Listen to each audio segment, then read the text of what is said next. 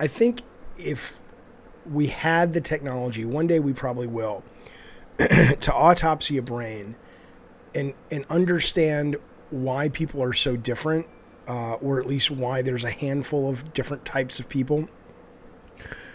We could look at someone like Bobby Kotick's brain, and let's just take my brain. And obviously there's a lot of things, you know, he's super smart, super successful, blah, blah, blah, that I don't have.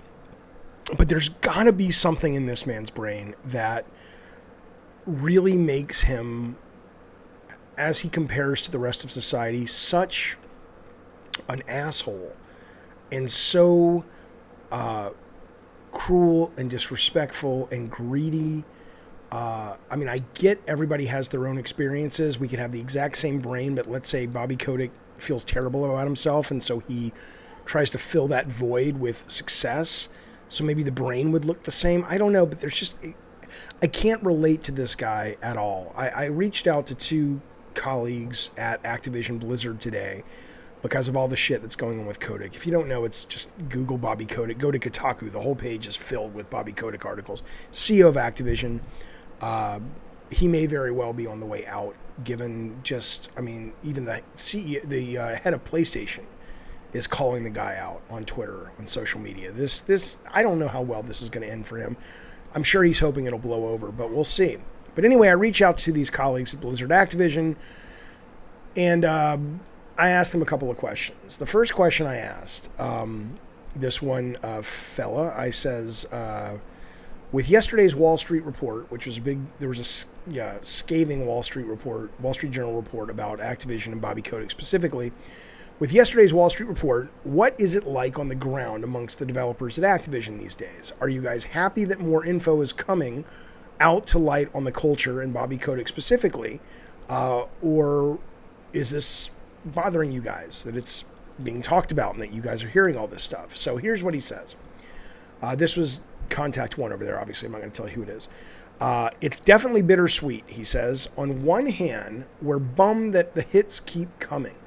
And again, if you go to the Kotaku front page, every couple hours there's another headline. He's right. The hits do keep coming. Like out every couple of hours, there's something else happening in this guy's life showing what a shit leader he's been, in my opinion. The hits keep coming. It's demoralizing to say the least, he says. And the news about Jen's reasons for leaving are especially disheartening. If you don't know, Jen, I forget her last name, is the woman who was made the co-head of Blizzard Entertainment with Mike Ybarra. And she left about 3 weeks ago, and she's like, I think Blizzard's great. It's on the right track. I just have other things I have to do. She had just been promoted to that position a month before. First woman ever, the head of a department over at Blizzard, of that department of the whole thing. And everybody was like, what? That's weird. Who gets assigned a brand new job, brand new position 3 weeks later, they're out? Well, it turns out that she came out and said, yeah, no, Blizzard's a shithole. I don't have faith they're going to turn it around. I've been marginalized, demoralized, harassed based on my sexual orientation, my race. I don't get paid as much as my total equal counterpart, Mike Ybarra, who runs the place now by himself, and she's out. Okay, so that's what this guy's referring to. He says, you have to ask yourself, he says, the news, especially about Jen's reasons for leaving, are especially disheartening. You have to ask yourself, if someone at the top doesn't have faith in change, if someone at the top doesn't have faith in change, how can the rest of us? On the other hand, this guy says, it's a good thing that there's a spotlight on this shit, because that's the only way anything changes. But he's absolutely right. Think about that. Think about how demoralizing that has to be, that your boss is literally in the press coming out and saying, I quit because this is a sinking ship. I was talking to the stream about it earlier. It would be like Captain Picard going, oh, everyone's, it'll be great. I'm getting on an escape pod, but trust me, I believe in the crew. You'd be like, get me the fuck out of here, right? I mean, that's, I don't know. I mean, what is the morale at this place like these days? I don't know. But he says it's bittersweet. He's glad that it's coming out, the information, but at the same time, what are we in for, fellas? Our leader, one of our leaders, has walked specifically for the reason she was put in charge. They're like, hey, go over there and fix this. We have a toxic, sexually harassing work environment. And then she goes there. And she's like, I can't fix this. You have a toxic, sexually harassing work environment. It's horrible. So I asked this other person at Blizzard Activision. This is what I asked him. I says, it seems from the outside, this is me looking in, that the culture is rotten down to the floorboards. If that's accurate, why are people fighting for change? They did a walkout today. They're talking to the press. Why are they fighting for this change versus just leaving to another developer that treats them better and respectfully? I get not everyone can just quit right away, but would you say most of your colleagues are seriously thinking about leaving? This is what I asked the second person.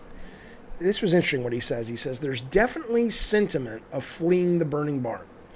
We have had attrition, and I imagine, I don't have any data on this, he says, but I imagine that we will have increased attrition due to all the stuff that's happening in the press with Bobby Kotick. So he says there's indeed a bit of that.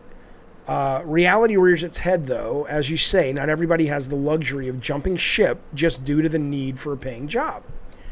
A note about the rot running deep, though. This is what he says. Considering my male perspective, it's hard to spot for me. I have women colleagues who were aware of some of this stuff happening, he says, and having it had gone down. But generally speaking, they spoke of these issues as problems from back in the day. Hearing about how issues like this are still around is troubling. But it does feel like things are better today than they were 5 years ago, and better still than they were 10 years ago.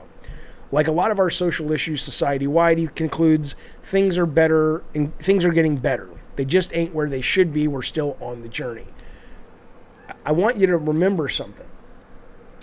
Blizzard, especially 10 years ago, anywhere between 5-10 years ago, that company was the city on the hill. That was the beacon. That was the place that you looked at and said, holy cow, man. They make the best fucking games and the quality's great and they only ship when they're ready. And it just, the offices are cool and what a great place to work, And a lot of developers, it was like, pilgrimage to Blizzard. That's where you wanted to end up. And this is even before Activision came in. This guy's saying that this stuff was like 10 years ago, 5 years ago. Before they were bought out, this was happening and it was bad. At this total fantasy work environment, right? That's the scariest part. You never know. All these people that make you think, oh, they're very inclusive and they're wonderful and they're fun. If Blizzard could be a shithole, a stinking, festering shitbox of harassment and sexual harassment and misogyny all the way towards the top. I'm not going to say who or whatever, but a lot of people that had a lot of power there. If they can be that, then my God, what does it say about the rest of the industry in certain places? So this is fucking crazy. But yeah, he's like a lot of people are clearly, as they should be, thinking of leaving if they can. And I don't know, man. I don't know how you stay. I know what game this particular individual is working on, and I understand. It's like I want to see that through. But there are some of the most talented people in the industry working in that company. You're better off at a startup where you can get stock, I would say, if you can afford to jump. Because they're going to have to revamp this company. This is like when a house floods and there's mold and there's rot. It may as well be a brand new house. To fix a company that allegedly the rot is the core of the CEO and it just trickles down to people he influences and has authority over, you're going to have Activision is going to be a totally different company if this all collapses, which I don't want to be dramatic. I don't know. Like I said, Kotick probably is hoping all this will blow over, and it might. The board has twice said in the last 24 hours, now we're good with Kotick. We're not going to get rid of him. So maybe they're just going, look, yeah, no one wants to be his friend. If I have a daughter, I don't want her alone with this guy or anybody that he hires. But he makes tons of money. So, unless the guy goes to jail, the PR is probably not really going to matter. But in my fantasies, I hope this guy gets taken down. He's a piece of shit. But I appreciate it.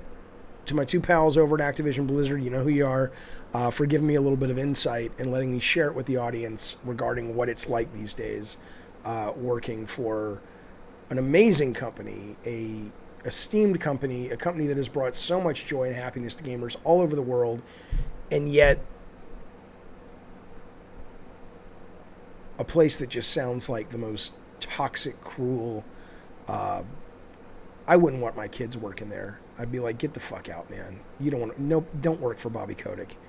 It's disrespectful to your soul. I mean, again, I'm not being, some people can't do that yet, but if you can, I'd tell my kids, work towards getting another job because you deserve better.